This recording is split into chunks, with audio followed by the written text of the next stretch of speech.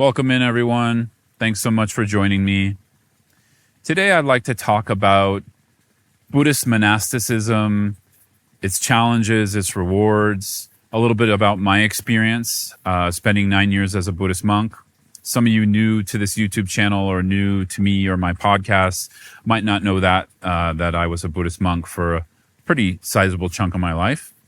And so I get this question a lot. A lot of people ask me once they find out I was a monk, they usually ask me, what was it like to be a monk? Because it's something so foreign in our modern culture. And I think also very few of us outside of Asian Buddhist traditions, those of us born in the West but who are practicing Buddhists, so few of us get to experience monasticism in that life. I also find there's a lot of misconceptions about it. There's a lot of like Hollywood ideas of what a Buddhist monk is. And I didn't find too many of those to be true, to be honest. So I thought to share it. And most of you are not monks. Well, probably all of you are not monks or nuns listening to this. So I'd like to also share, why does this matter for the average, meditator or Buddhist practitioner who's never going to be a monk or nun in their lifetime? What are some takeaways that can help us? Because obviously now I'm not a monk anymore. I returned my monastic vows in 2017. So the short answer, when I would get asked, what was it like being a monk? The short answer was, it was a lot like a long-term relationship, a long-term romantic relationship, in the sense that, any of you who have been in long-term romantic relationships, even though there's another person involved, there's a lot of ebb and flow. There's a lot of ups and downs. There's, challenges to meet within communication, within lifestyle, within finances, all kinds of stuff, right? And so it's kind of a work in progress, I find, in my long-term relationships to partners in my life. And of course, as a monk, I didn't have a partner, but it was like I was married to myself because I took a vow of celibacy. That's one of the vows we pledged to as a Buddhist monastic. And this vow of celibacy was incredibly powerful because, usually as humans, as soon as we say no to something, it's like we see that thing everywhere. And as soon as we put up a boundary, automatically we are challenged by, wanting to break that boundary or struggling with that boundary or whatever it is. So I think, that's kind of what I meant by the Hollywood version of like the peaceful, serene monk. Definitely that was not me. For those of you who also knew me during that time. And I was pretty honest about that. I think the worst is when people kind of fake, who they are in their spiritual practice. And for me, I just really wanted to use it to grow as a Buddhist practitioner. And so what I found initially was that it was a lot like, the relationship to my own thoughts and mind and emotions and desires and all of that just became front and center because I was alone a lot more. And I was in retreat a lot as a Buddhist monastic. So that was another real reward or benefit I got. Not all monks or nuns do that a lot. In Tibetan Buddhism, usually they go to a monastery where they enter a study program, not unlike, a bachelor, graduate, doctorate kind of situation. And so they end up, earning the equivalent of those kinds of degrees and usually beyond within monasteries. And then some will go on to meditate in retreat. My teachers at the time recommended retreat.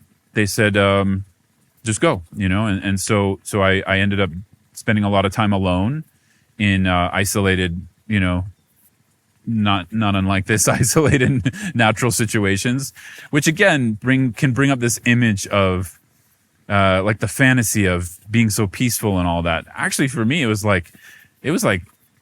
torture sometimes because I'm just there with my thoughts and my emotions. And it's not like, I put on monastic robes and changed immediately. It took time to change, or understand who I was in the world and also be able to work with the boundaries of monastic vows. Now, celibacy isn't the only boundary. We have a certain amount of precepts depending on if we are a novice monk or a fully ordained monk. I was a novice monk. And so, we have 4 main precepts. But the whole idea here is, and this is really what I want to share, beyond that it really emphasized it made it very it was really in my face, this sense of, or this relationship to myself and all the things I didn't like about myself and all the ways I struggled with, my thoughts, obviously, but, even sort of low self-confidence, my sexuality, of course. All of that was at play. And I think, what I learned the most is that's how we grow. If we're not rubbing up against our situation, if we're not rubbing up against our habit patterns, our behaviors, our ideas of what we think is right and wrong, we don't grow. So for me, that was probably one of the biggest rewards of just rubbing up against, my own challenging emotions and sort of things I wasn't aware of until I was able to go, obviously, into retreat a little bit more. Meaning, in Buddhist retreat, we spend upwards of 8 or more hours in meditation and sometimes some kinds of prayers and different activities that are related to meditation or study. So it's a lot, that's challenging within itself. And then, I remember when I was a new monk doing that, like I said, there was just a lot of challenging emotions arising, just seeing a lot of myself that was honestly a lot of suffering. Or I could say like painful parts of myself, uncomfortable parts of myself. And normally we don't want to see that, whether we're taking on Buddhist monasticism or not. We don't want to be uncomfortable. And what I've learned through Buddhism over the years is that actually this is where we grow. And so often for me, what separates a more liberative meditation practice from just like a feel-good meditation practice is that the liberative practice ends up, putting us into confrontation with uncomfortable parts of ourself or how we view the world or beliefs or whatever. So rather than taking on new beliefs, it's more about confronting, our judgment, confronting our mind in a compassionate way. And then through those edges, we grow. For me, Buddhist monasticism was just sort of like putting that in, just supercharging that experience. And it was so valuable for me. Other than the rewards of getting to, deal with my own mind and habits, because when I took on the boundary of the vows of Buddhist monasticism, then there's this sense, again, where the mind rebels a little bit. And then, I had to work with that. I was also wearing Buddhist monastic robes. If you've seen a picture of the Dalai Lama, that's kind of the color and the style of robes I was wearing from the Tibetan tradition. And, so it was kind of like a walking billboard for Buddhism for many years. So, in very wonderful ways, you get stopped a lot and people are kind of curious. Who is this kind of, weird looking American Buddhist monk?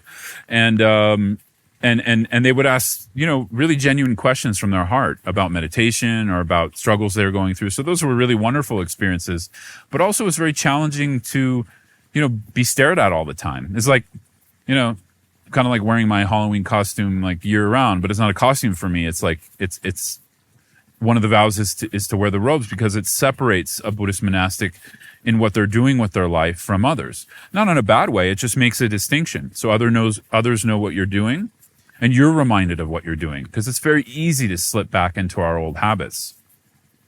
So that was a challenge because I didn't have anonymity for, 9 years of my life. And part of me liked that sometimes, but part of me, would have loved to put on some jeans and just sort of like blend into a crowd. But again, even though that was a challenge, what I want to really point out in this video, because I hope this is the practical part for all of us, because this still applies to me whether I'm a monk or not, is that it was that challenge, in this case of not having anonymity, that really showed me my mind. And I had to work with that. I had to find ways to not struggle within that, to find even joy within that. So those are kind of some of the more obvious challenges. And then, over 9 years, like I said, it's a long-term relationship with being a monk in this case. And so, a lot of things ebb and flow. I went through periods where there was a lot of confidence in being a monk, a lot of joy, and periods of just, a lot of struggle. And ultimately, as you can tell, I decided to return the vows. That's probably could take up a whole nother video. But I just wanted to share some things here with you. If you want to hear more about it, I'm happy to talk about it. I don't feel too protective of it. Mainly what I wanted to share is some ideas that cross over whether we're a Buddhist monastic or not. Because I think those of you who listen to my podcast and watch my YouTube channel, where you're hopefully consuming this, or listening to it, is this is all about how to grow our meditation practice. This is all about how to, we're not trying to be comfortable. I don't want to advocate that we become uncomfortable through meditation, but, naturally we're going to hit parts of ourself that are uncomfortable. And with meditation, it's like aiming a big lens at our mind. And I really, want to recommend and advise all of you who are listening, lean into that. I mean, gently, not all at once. See if you can reframe that's actually a good thing. And, whether we're a Buddhist monk or nun or not, when we're meditating, when we're adhering to some principles of ethical conduct, or in this case, vows, we also have what are called householder precepts in Buddhism. Those are powerful because those are boundaries and outlines for not only how to lead our life, because I don't think they're about dogma. They're not about rules and sin. They're more about trainings in mindful awareness, because when we're trying to keep a certain ethical principles, for example, not harming others, not killing animals, stepping on them, obviously not harming other people. Sometimes we're going to get angry. We're going to want to, we're getting bitten by a lot of mosquitoes and we're going to want to swat a few. But because we have the vow not to harm them, we're going to think twice.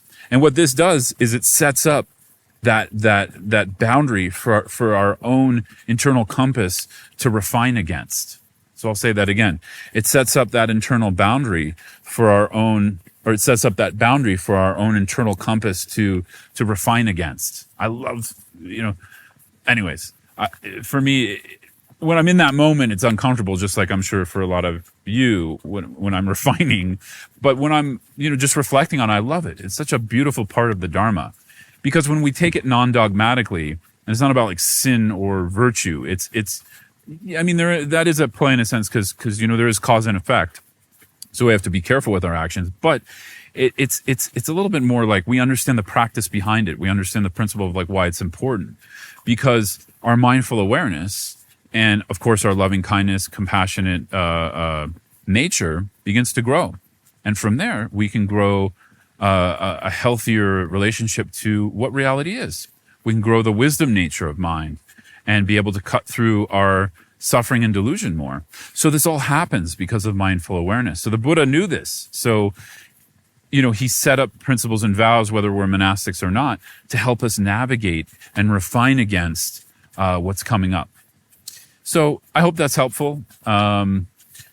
If you like this video or podcast, let me know in the comments on YouTube, or feel free to reach out to me at my website at scotttusa.com. Let me know what you think. If you want me to make more like this, you want to hear more about monasticism. If you have specific questions, let me know, because that helps me to also make content you like. So thanks so much for listening or watching. Really appreciate it. Have a good one.